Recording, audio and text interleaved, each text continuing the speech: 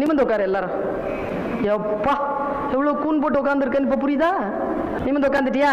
நான் எது பேசுறேன் உனக்கு புரியுதா? நான் இப்ப பேசுறேன் அது புரியுதான்னு பாரு. வாழ்க்கை முழுவதும் முட்டாளாக இருப்பதை விட ஒரு முறை முட்டாள் என்று பெயர் வாங்குவது புத்திசாலித்தனம். புரிஞ்சுதா இல்லையா? தானே? புரியலன்னா புரியலன்னு சொல்லு. Very good. இப்ப பாரு, நான் யாரு?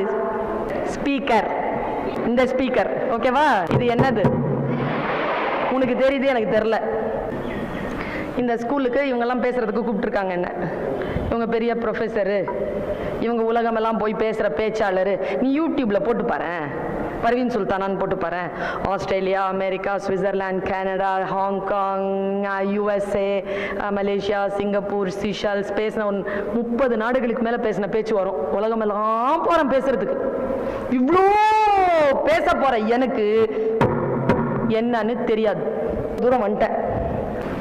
இந்த சார்கிட்ட நான் சொன்னேன், சார் எனக்கு இந்த மைக்னா என்னன்னு தெரில சார் அப்படின்னாரு. ஒரு தூரம் மரியாதையா பேசிட்டு வந்தார். அப்படின்னாரு. தெரியாதா அப்படின்னாரு.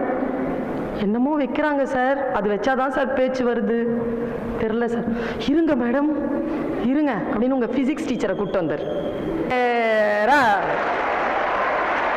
வந்தாருங்க உங்க பிசிக்ஸ் டீச்சர் வந்தாரு. உடனே சிவகுமார் சார் போட்டு கொடுத்தாரு. இந்த பாருங்க ஒரு பெரிய பேச்சாளர்னு கூட்டிட்டு வந்திருக்கிறோம், மைக்னா என்னன்னு தெரியாதான். மேடம் மைக்னா என்னன்னு தெரியாது? தெரியாது. அடிமுட்டாள் பெண்ணு, மைக் தெரியாது? எலக்ட்ரான் புரோட்டான் எல்லாத்தையும் எடுத்து மைக்னா என்னன்னு தெரிஞ்சு போச்சு. இப்போ பாரு, இப்போ சொல்றேன் புரியுதான் பாரு.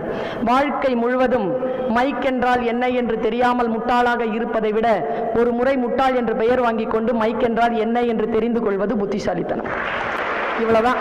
பல நேரங்களில் நாம் ஏன் தோற்கிறோம் என்றால், நம்ம இவங்க ஏதாவது சொல்லிடுவாங்களோ அவங்க ஏதாவது சொல்லிடுவாங்களோ, 10th வரைக்கும் படிச்சுட்டேன், இவ்வளோ பெருசா வளர்ந்துட்டேன், இது தெரியாது தெரியாது. சொல்லிக் கொடு. பிரியா கிண்டல் பண்ணல, சொல்லிக் கொடு. ஸ்டாப் ரூம்க்கு வா, வரேன், சொல்லிக் கொடு. உன்னை ஃபெயிலாக்கு சொல்லிக் கொடு. அவ்வளவுதான். எவ்வளவுதான் அவமானப்படுத்தினாலும் இதை தெரிந்தே தீர்வது என்று யார் ஒருவர் கங்கணம் கட்டிக்கொள்கிறதோ, குழந்தைகளை நீங்கள் ஜெயிக்க பிறந்திருக்கிறீர்கள், உங்களை யாராலும் தோற்கடிக்க முடியாது என்பதனை மட்டும் மனதில் எடுத்துக்கொள்ளுங்கள்.